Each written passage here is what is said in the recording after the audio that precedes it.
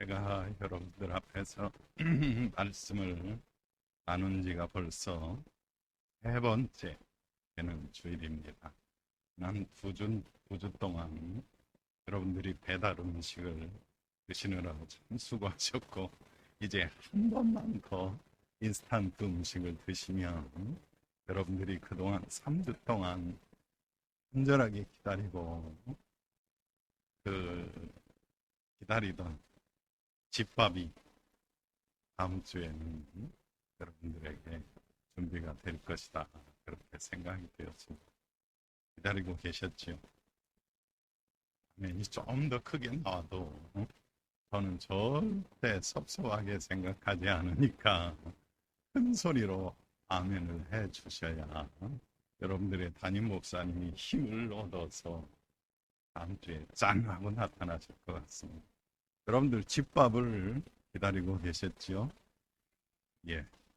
여러분들이 마지막 남은 한 주 동안 여러분들의 담임 목사님 안식월을 잘 지내시고, 그래서 영적으로 육적으로 충전하고 새로운 비전과 새로운 마음으로 저희 교회와 여러분들 목회를 잘 감당하실 수 있도록 한 주간 동안 특별히 매일같이 기억하면서 기도하시고 또 함께하는 마음을 여러분들이 하나님 앞에 이렇게 두 손을 모을 수 있었으면 참 좋겠다 싶습니다.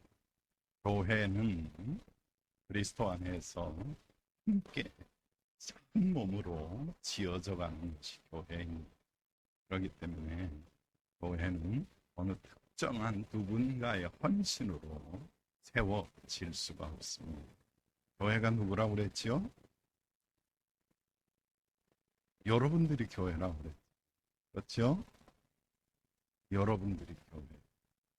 우리의 생각 속에서는 여전히 교회는 무엇인가라고 하는 질문이 오리엔테이션이 돼 있다 보니까 교회의 어떤 상황이나 여러 가지 도전들을 직면하게 되면 자꾸만 그 문제의 원인을 어디에서 찾으려고 하느냐 하면 나 말고 다른 곳에서 찾으려고 해요. 성경이 말하는 교회는 건물을 말하는 것도 아니고 조직을 말하는 것도 아니고 바로 여러분들 그리고 함께 모인 하나님의 백성들의 모임을 교회라고 한다라고 하는 것을 제가 첫 번 만남에서 말씀으로 나누었습니다. 그렇기 때문에 이 교회는 예수님이 이 땅 위에 세운 강력한 영적인 힘을 가진 교회로서 모이는 일에 최선을 다하는 것이 필요합니다. 그렇게 교회가 주의 이름으로 모였을 때 교회는 거룩한 공동체로서 한 몸을 이룬 공동체로서 교회 구성원들이 함께 할 때마다 정화작용이 일어나는 거룩한 공동체이기 때문에 그래서 우리가 참여의 기도를 하는 거예요.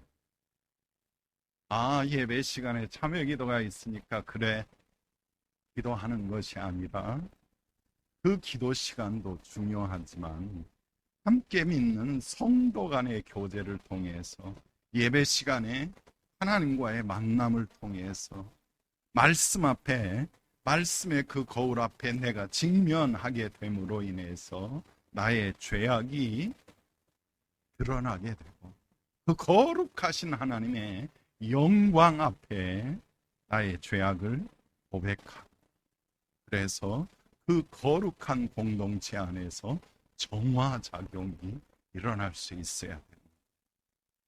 무슨 이야기냐? 이 공동체에 속하기만 하면 삶의 변화가 나타날 수밖에 없다는 거예요. 언어의 변화가 나타날 수밖에 없다. 우리의 표정에 변화가 나타날 수밖에 없다. 여러분들 옆 사람 얼굴을 한번 보세요. 어떻습니까? 집에서 볼 때와 교회에서 볼 때는 사뭇 다르지요? 똑같습니까? 별반 다르지 않습니다.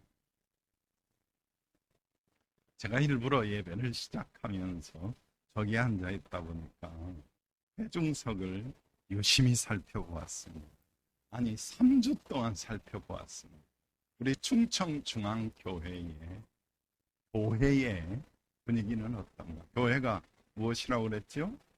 무엇이 아니라 누구라고 그랬어요? 여러분들이거든요. 여러분들이 교회의 first impression, 첫 인상인데 저에게 비춰지는 충청중앙교회의 모습은 어떤 모습이었을까요? 상당히 심각합니다.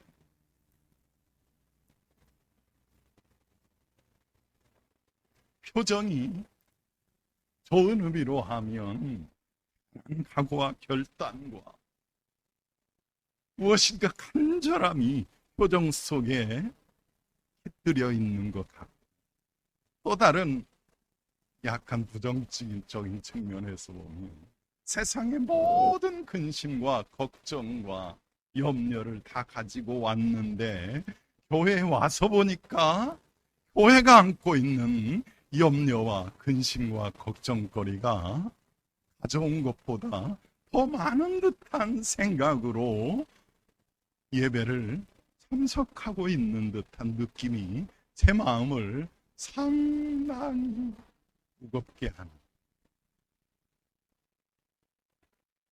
첫날 말씀을 나누면서 교회의 정체성과 사명에 대해서 말씀을 나누었습니다. 교회는, 주님이 원하시는 교회는 음부의 권세가 이길 수 없는 교회, 누구의 교회이기 때문에? 주님의 교회이기 때문에. 우리가 누구입니까? 우리는 그리스도 안에서 하나님께 받아들여진 하나님의 소유요, 하나님의 백성들이, 그리고 그 하나님과 만남, 거룩한 성도들과의 교제를 통해서 우리는 거룩을 회복할 뿐만 아니라 우리가 정화될 뿐만 아니라 그 거룩을 가지고 세상 속에 나아가서 거짓되고 타락하고 썩어질 세상 속에서 세상을 변화시키는 보냄받은 교회로서의 사명을 감당하도록 주님은 십자가를 앞에 놓고 기도하셨다라고 하는 말씀을 첫째 날 나눴습니다. 더불어서 교회의 정체성, 사명뿐만 아니라 크리스찬으로서 사명과 정체성이 무엇이냐, 특별히 우리는 다음 세대를 어떤 크리스찬으로 기대하고 기도하고 양육해야 할 것이냐, 둘째 날 나누었습니다. 하나님의 모양과 형상으로 지음받은 하나님의 백성, 그 정체성을 가지고 거룩한 나라, 거룩한 백성, 제사장의 나라로서의 사명을 가진 하나님의 백성으로서, 왕같은 제사장으로서의 사명을 감당해가는데, 우리가 이 깨어진 세상 속에서 그 사명을 감당하다 보면, 소금과 빛으로서의 삶을 살아가다 보면 쉽습니까? 어렵습니까?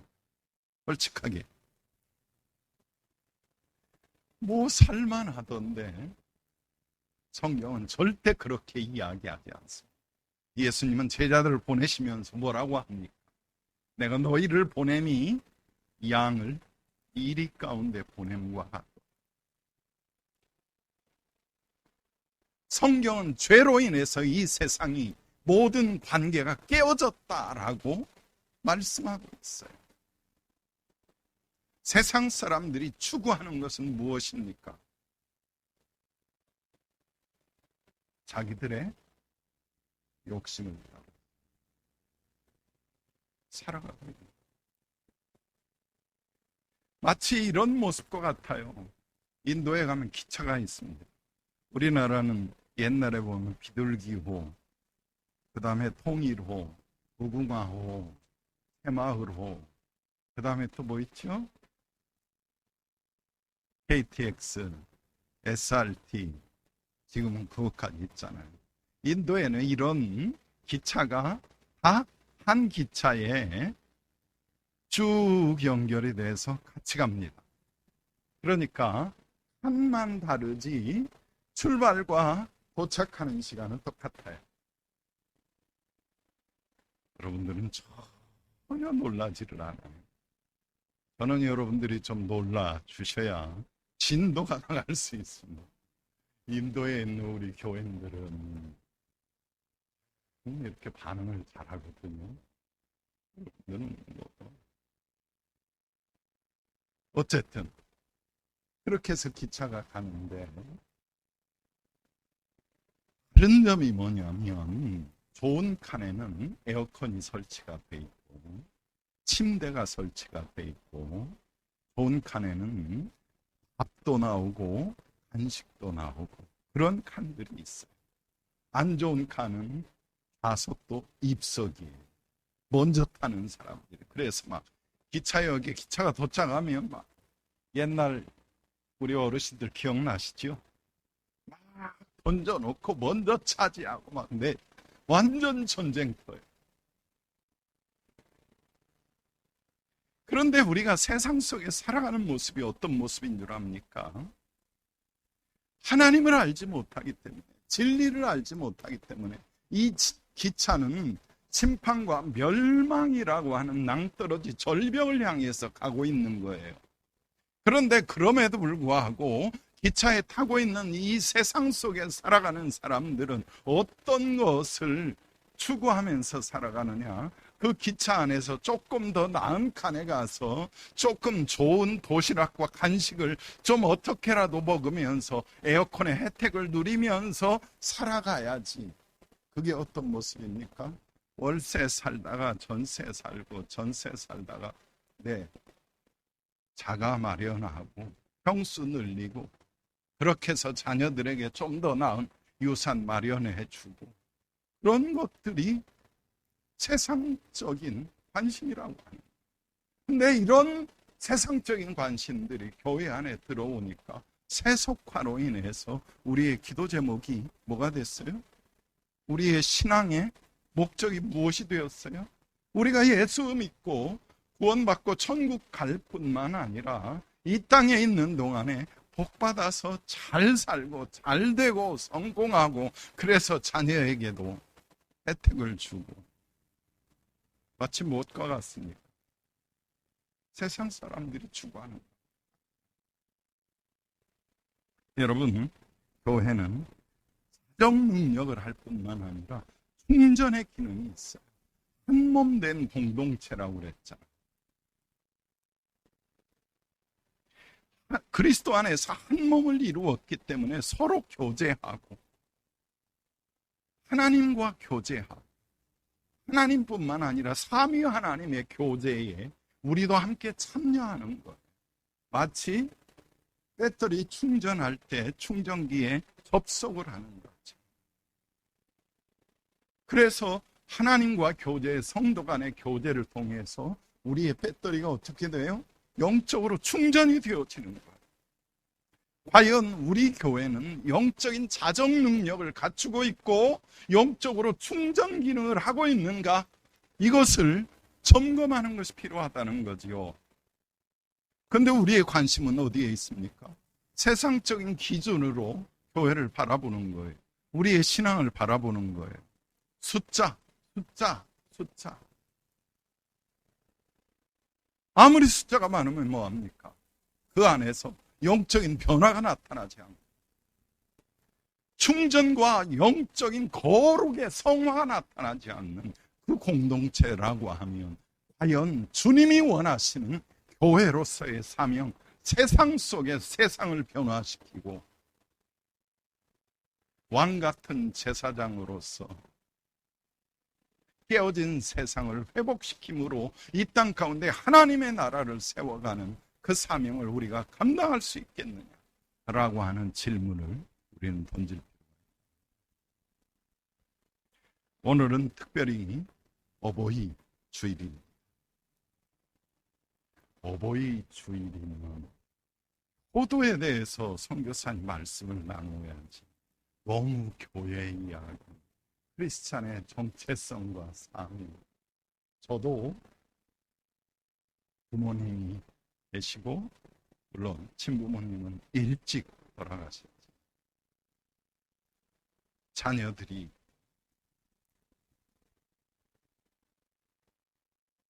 근데 저에게 두 아들이 있어요. 두 아들에 대한 기대가 있고 그것이 기도로 하나님 앞에 늘 드려지거든요. 선교지에서 사역하면서 많은 영적인 자녀들을 하나님께서 주셨어요. 그리고 그 아이들이 많이 성장을 해서 실질적으로 가정을 꾸렸고 그들이 자녀를 낳아서 영적인 손주들이 셀 수 없을 정도로 많이 있습니다. 대가족. 영적인 아비로서 자녀들에게 가장 기대하는 바가 무엇이겠습니까? 여러분들은 여러분들의 자녀들에게 기대하는 바가 무엇입니까? 이 어버이 주일을 지내면서 여러분들의 자녀가 어떻게 여러분들 앞에서 살아가면 여러분들이 가장 행복하시겠습니까? 크리스찬 부모라고 하면 저는 한 사람도 예외 없이 신앙과 사명을 계승하는 것이다 라고 생각되었습니다. 하나님께서 우리에게 허락하신 신앙 그리고 우리에게 맡기신 사명을 우리의 자녀 세대, 우리의 다음 세대들이 계승해서 그것을 그들의 삶의 가장 중심에 우선순위에 두고 살아갈 수만 있다면 우리는 여한이 없지 않겠습니까? 아멘. 부자가 되고 성공을 하는 것보다 가장 중요한 것, 그들이 하나님의 자녀로서 하나님의 소유답게 하나님이 주신 사명을 위해서 살아갈 수만 있다. 왜 그런 줄 압니까? 이 땅의 주인이 누구예요? 창조주 하나님이시잖아요. 그 하나님이 이 세상을 통치하실 뿐만 아니라 우리를 이 세상을 위한 대리 통치자, 대리 경영자로 삼아주시기 때문에 우리에게 말씀하시는 거예요. 무엇을 먹을까? 무엇을 입을까? 염려하지 마라. 내가 책임져. 너희가 사명을 감당할 때 모든 필요를 내가 다 책임지겠다. 제가 선교사로 부름받고 출발할 때 주께서 하셨던 말씀, 부르신 자는 책임지신다라고 하는 그 약속, 그 약속에 신실하신 하나님은 그 약속을 잊은 적도 어긴 적도 없이 신실하게 그 약속을 이루어가고 있고, 여러분들의 자녀를 맡길 곳은 세상 그 어디에도 없습니다. 오직 창조주, 이 세상을 주관하시는 여호와 하나님밖에 없다라고 하는 사실을 여러분들이 꼭 믿음으로 고백할 수 있었으면 좋겠습니다. 그렇게 여러분들이 여러분들의 자녀를 축복하고 기도할 때 여러분들의 자녀는 여러분들에게 하나님이 주신 그 신앙과 사명을 계승할 것입니다. 지난주에 제가 인도에 대한 이야기를 나누면서 인도 사람들은 14억 5천의 인구가 있는데 그 모든 사람들이 누구인지 어떤 일을 하는지를 어떻게 알 수 있다고요? 이름을 들어보면 대충은 알 수 있다. 어떤 종교를 가지고 있는지, 어떤 집안에 속해 있는지, 어떤 직업을 가지는지 알 수 있어요. 왜 그러냐면 인도에는 계급제도라는 것이기 때문에 계급에 따라서 이름, 성씨가 정해져 있거든요. 예를 들어서 양을 치는 목동 계급일 경우에는 야다부라고 하는 성씨를 가지고 있습니다. 이런 그 카스트에 따라서, 계급에 따라서, 그래서 우리가 아는 대로 일반적으로 교과서에 보면 인도의 계급 제도에 계급이 4가지라고 알려 있잖아요. 그러나 좀 더 깊이 들어가 보면 인도는 직업에 따라서 계급이 나누어지기 때문에 구체적으로는 한 3,000개의 계급이 나누어져 있습니다. 인도에 있어서 계급이 왜 이렇게 중요하냐? 이것은 특별히 결혼을 할 때 자기하고 같은 계급끼리만 결혼을 하기 때문에 너무너무 중요합니다. 그 이유가 어디에 있느냐? 혈통을 보존하고 유지하면서 자기들의 정체성, 그리고 자기들의 직업을 그대로 유지하기 위한 매우 중요한 안전장치가 되기 때문에 계급을 소중하게 여깁니다. 계급을 벗어나는 것은 부정한 것이라고 생각을 하는 거예요. 그래서 만약에 계급을 벗어나서 자기보다 하층 계급의 사람과 결혼을 하게 될 경우에는, 요즘에도 가끔 신문에 보도가 되는데 명예살인이라고 해서 그렇게 결혼하는 자기의 친자매를 형제들이 가서 살해하는 일이 발생하기까지, 그만큼 철저하게 혈통을 보존하고 자기들의 정체성, 뭡니까? 신앙과 사명을 지키고 보호하려고 하는 그 의지가 강력하다. 그런데 성경에 보면 하나님께서도 우리에게 우리의 신앙과 사명을 지키고 계승하는 것의 중요성에 대해서 말씀하고 있어요. 그리고 그것을 언약이라고 하는 그 하나님의 매우 중요한 은혜의 법칙을 따라서 역사적으로 계승되도록 성경에 기록되어 있거든요. 그 언약은 어디서부터 시작되느냐? 아담에서부터 시작돼요. 그래서 그 언약을 아담이 언약이라고 하는 거예요. 하나님께서 아담을 만드시고 어떻게 만들었지요? 하나님의 형상대로 만드시고 그에게 복을 주시며 약속을 주시는 것이죠.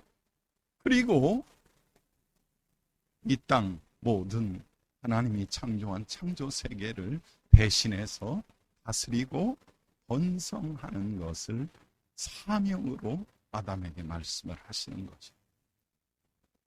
그리고 그 이후에 범죄한 세상 가운데서 지속적으로 언약이 점진적으로 계승되고 성취되어 가는데, 그것이 노아 언약, 그 다음에는 아브라함 언약, 모세 언약, 다윗 언약, 그리고 새 언약, 예수님에게서 그 언약이 성취되기까지 그러한 역사가 이루어지는 것을 볼 수 있습니다. 오늘 본문은 우리가 이미 읽은 대로 여호수아 24장에 있는 말씀입니다. 우리가 읽었으니까 다시 읽지는 않겠지만 이 본문의 배경을 보면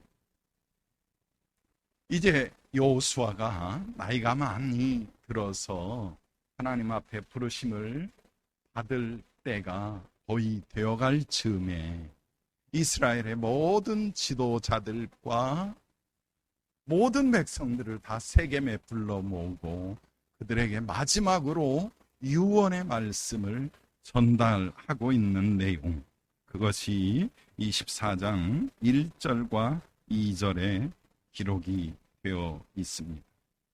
그러면서 3절과 4절에 보면 먼저 지나간 이스라엘의 역사를 회고하면서 그 역사 속에 함께 하셨던 하나님에 대해서 이스라엘 모든 백성들에게 다시 회고하도록 말씀하고 있습니다. 먼저 3절 4절을 보면 내가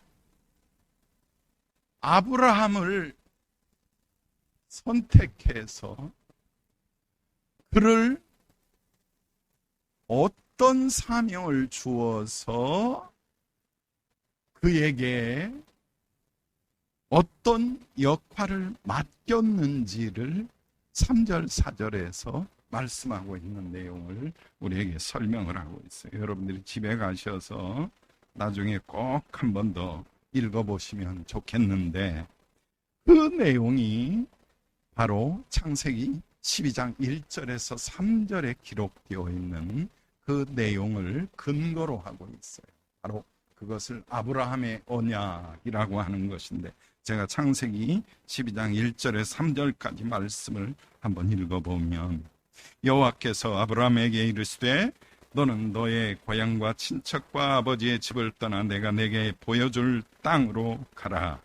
내가 너로 큰 민족을 이루고 내게 복을 주어 내 이름을 창대하게 하리니 너는 복이 될지라. 너를 축복하는 자에게는 내가 복을 내리고 너를 저주하는 자에게는 내가 저주하리니 땅의 모든 족속이 너로 말미암아 복을 받을 것이니라 하시니라. 아멘. 이스라엘 민족이 하나님의 선택을 받았지만 범죄하고 하나님을 대적해서 스스로 이름을 높이기 위해서 바벨탑을 쌓았어요. 그래서 하나님이 언어를 흩으시고 그 백성들을 온 사방에 흩어버리셨어요. 그리고 난 다음에 그 민족들을 하나님께서 다시 구원하시기 위해서 한 사람 아브라함을 선택하고 부르신 아브라함에게 약속과 사명을 주시는 말씀이 바로 창세기 12장 1절에서 3절까지 말씀이에요. 우리가 너무나 잘 아는 아브라함의 언약이지요. 하나님이 주시는 약속은 5가지입니다. 땅과 자손과 명성과 관계와 복이라고 하는 5가지. 5가지. 아브라함의 오각형 축복이라고 하지요. 오각형. 펜타곤. 오각형 축복. 하나님께서 아브라함을 부르시고 아브라함에게 이러한 복을 주시는 궁극적인 목적은 어디에 있느냐? 어디에 있죠? 맨 마지막 말씀에 땅의 모든 족속이 너로 말미암아 복을 얻을 것이다. 하나님의 약속은 항상 사명이 함께 가고 있다라고 하는 것을 우리가 확인하게 됩니다. 그리고 5절부터 7절까지 보면 여호수아가 계속해서 지나온 이스라엘의 역사를 통해서 그때 모인 모든 백성들에게 하나님이 우리 가운데 어떻게 함께 하셨는지를 말씀하시는데, 무슨 의미냐면 신앙은 뜬구름 잡듯이 천상에 있는 이야기가 아니라 그 하나님이 구체적으로 우리의 삶 속에, 우리의 역사 속에 어떻게 역사하고 있는지를 구체적으로 기억하고 그것을 확신하는 것이 신앙이다 라고 하는 것을 말씀하고 있는 거예요. 그 내용이 바로 모세와 아론을 통해서 이스라엘을 애굽의 포로 생활 속에서 출애굽해서 그들을 인도하고 보호하셔서 약속의 땅으로 들어가게 하신다라고 하는 내용이 바로 5절에서 7절까지에 기록된 내용입니다. 그리고 그 언약이, 약속과 사명이 어떤 언약을 근거로 하고 있느냐? 바로 출애굽기 19장 4절에서 6절까지의 말씀을 근거로 하고 있습니다. 제가 또 출애굽기 19장 4절에서 6절까지를 읽어보겠습니다. 내가 애굽 사람에게 어떻게 행하였음과 내가 어떻게 독수리 날개로 너희를 업어 내게로 인도하였음을 너희가 보았느니라. 세계가 다 내게 속하였나니 너희가 내 말을 잘 듣고 내 언약을 지키면 너희는 모든 민족 중에서 내 소유가 되겠고 너희가 내게 대하여 제사장 나라가 되며 거룩한 백성이 되리라. 너는 이 말을 이스라엘 자손에게 전할지니라. 아멘. 하나님께서 한 사람 아브라함을 부르셨고 그에게 약속하셨고 사명을 주셨는데 이제는 한 사람에서 모든 이스라엘 백성들에게로 그 약속의 범위를 확대시키시고 사명의 범위를 확대시키시는 거예요. 그리고 그들을 거룩한 나라, 거룩한 백성, 제사장의 나라로 삼으시는 것이죠. 그리고 그 한 민족이 이스라엘을 통해서 모든 민족을 구원하시겠다. 이것이 바로 이스라엘에게 허락하신 약속과 사명이었다라고 하는 것입니다. 그리고 8절에서 13절까지 말씀은 이제 모세 이후에 후계자인 여호수아를 통해서 약속의 땅 가나안을 들어가서 요단을 건너고 약속의 땅을 차지하고 분배해서 12지파에게 나누어 주고 그 땅 가운데 하나님의 평화가 가득한 하나님의 나라를 세워가는 것에 대한 하나님의 역사, 그것을 회고하는 장면을 기록하고 있는 말씀이 소개가 되고 있습니다. 그리고 이 역사적인 사실에 대한 내용은 또 어떤 하나님의 약속을 근거하고 있느냐? 우리가 너무나 잘 아는 여호수아 1장 5절에서 9절까지의 말씀을 근거로 하고 있습니다. 제가 또 여호수아 1장 5절에서 9절까지 말씀을 여러분들을 위해서 읽어보도록 하겠습니다. 여호수아 1장 5절에서 9절까지 말씀. 내 평생에 너를 능히 대적할 자가 없으리니 내가 모세와 함께 있었던 것 같이 너와 함께 있을 것임이라. 내가 너를 떠나지 아니하며 버리지 아니하리니 강하고 담대하라. 너는 내가 그들의 조상에게 맹세하여 그들에게 주리라 한 땅을 이 백성에게 차지하게 하리라. 오직 강하고 극히 담대하여 나의 종 모세가 내게 명령한 그 율법을 다 지켜 행하고 우로나 좌로나 치우치지 말라. 그리하면 어디로 가든지 형통하리니 이 율법책을 내 입에서 떠나지 말게 하며 주야로 그것을 묵상하여 그 안에 기록된 대로 다 지켜 행하라. 그리하면 내 길이 평탄하게 될 것이며 내가 형통하리라. 아멘. 약속의 땅 가나안을 앞둔 여호수아, 모세가 죽은 다음에 하나님께서 여호수아의 이 약속의 말씀을 마음을 강하게 하고 담대히 하라. 모세와 함께 했던 것처럼 내가 너와 함께 하겠다. 그리고 이 약속을 반드시 이루어 주겠다. 그렇기 때문에 너는 대적들을 가나안의 7 족속을 두려워하지 마라. 네가 두려워해야 될 것은 네가 이 약속을 혹시라도 놓치지 않을까? 이 약속의 말씀을 의심하지 않을까? 혹시 좌로나 우로나 치우치지 않을까? 이것을 염려해야 되지. 네 앞에 그 어떤 것이 막아서더라도 염려하고 두려워하지 말아라. 왜? 이것은 내가 약속한 것이기 때문에 내가 반드시 이루어주겠다. 여러분들 이 여호수아 24장 1절에서 15절까지 오늘 우리가 선택한 본문 가운데 내가, 나는이라고 하는 주어가 몇 번 등장하는지 집에 가셔서 다시 한번 읽으시면서 내가, 나는이라고 하는 그 단어에 동그라미를 한번 쳐보시기 바랍니다.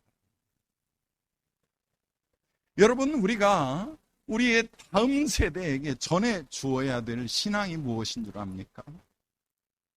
약속의 하나님, 우리에게 사명을 주신 하나님, 우리가 자격이 있어서 우리에게 약속을 주신 것이 아니에요. 우리가 능력이 있어서 우리에게 사명을 주신 게 아니에요. 약속과 사명을 한마디로 언약이라고 하는데, 그 언약은 하나님의 주권적인 언약이에요. 하나님이 주도적으로 우리에게 맡기신 거예요. 하나님의 언약은 은혜로운 언약이에요. 우리의 자격에 상관없이 무조건적으로 우리에게 주어진 언약이에요. 그 의미는 무엇입니까? 우리의 의지와 우리의 자격과 우리의 능력에 상관없이 하나님이 이루시고, 그것을 지금 여호수아는 모든 백성들을 모아놓고 공갈치는 게 아니라, 협박하는 게 아니라 역사적인 사실을 쭉 나열하면서, 너희도 보았지 않느냐? 너희도 들었지 않느냐? 내가 아브라함을 불러서 이렇게 약속했고 그 약속이 어떻게 이루어졌는지, 내가 너희들이 애굽에 종살이할 때 모세와 아론을 보내서 어떻게 너희들을 출애굽시켰고, 너희들이 어떻게 홍해를 건너고 요단을 건너게 했는지, 너희들이 어떻게 약속의 땅을 차지하게 했는지, 그 모든 것을 누가 했다고요? 내가 했다. 내가 했다. 너희들이 해야 될 것은 무엇이라고요? 약속의 말씀을 붙잡고 믿음으로 받아들이고 순종하는 것밖에 없어요. 그러면 일은 누가 하신다? 그것이 우리가 확실히 붙잡아야 될 신앙이다, 이 말이에요. 그런데 가끔 보면 우리 믿는다고 하는 사람들이 가지고 있는 신앙의 모습이 어떤 모습인 줄 압니까? 마치 세상, 이방 종교인들이 가지고 있는 미신의 모습은 아닌지. 미신이 뭡니까?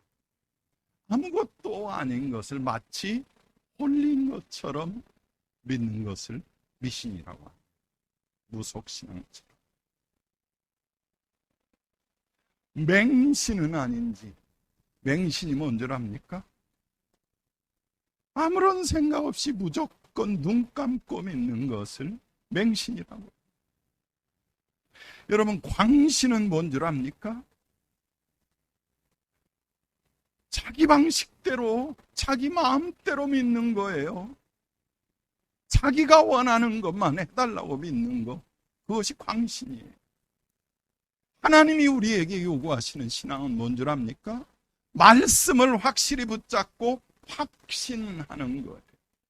그것을 지금 여호수아가 모든 백성들을 불러 모아놓고 하나님이 역사 속에서 너희들에게 어떻게 약속하시고 그 약속을 어떻게 이루셨는지 기억하라, 마음에 새겨라. 그리고 그것을 어떻게 하라고요? 마지막 15절 말씀에서 만일 여호와를 섬기는 것이 너희에게 좋지 않게 보이거든 너희 조상이 강 저쪽에 섬기던 신들이든지 또는 너희가 거주하는 땅에 있는 아모리 족속의 신들이든지 너희가 섬길 자를 오늘 택하라. 오직 나와 내 집은 여호와를 그 오직 여호와를 섬기겠다라고 하는 의미를 18절에서는 어떻게 표현하고 있나? 18절 마지막 부분에 보면 그러므로 그 백성들의 반응입니다. 우리도 여호와를 섬기려니 그는 우리 하나님이시니이다. 무슨 말입니까?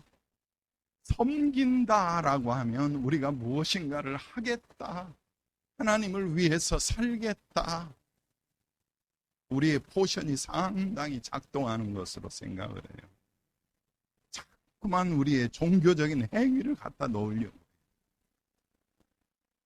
정말로 하나님이 원하시는 것, 오직 나와 내 집은 여호와만을 섬기겠다라고 하는 진짜 신앙, 우리가 물려주어야 될 신앙, 우리가 우리의 자녀를 위해서 기도해야 될 신앙은 무엇이냐?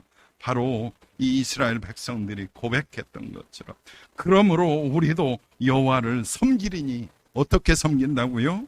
그는 우리의 하나님이시니이다. 오직 하나님이 우리의 하나님이다. 그 말은 뭡니까? 우리는 오직 하나님의 것입니다. 더 이상 우리는 이방신 세상 것을 쫓아가지 않겠습니다. 지난주에도 나누었잖아요. 우리는 하나님의 소유된 백성입니다. 그러니까 이제부터는 하나님 마음대로 하십시오. 왜냐하면 그렇게 사는 것이 가장 큰 복이 되기 때문에. 성경에서 말하는 복은 다른 것이 복이 아닙니다. 하나님의 백성답게 하나님 앞에서 하나님의 말씀대로 사는 것을 복이라고 정의하고 있어요. 왜? 우리가 누구의 것이라고요? 하나님의 것이다. 그래서 이 어버이 주일을 지나면서 어버이 된 우리 부모님들, 우리의 자녀를 위해서 기도하고 축복하시고, 우리의 자녀들이 신앙과 사명, 하나님의 약속과 사명을 붙잡고 하나님 앞에서 나는 하나님의 것입니다. 하나님의 뜻대로 사용해 주십시오.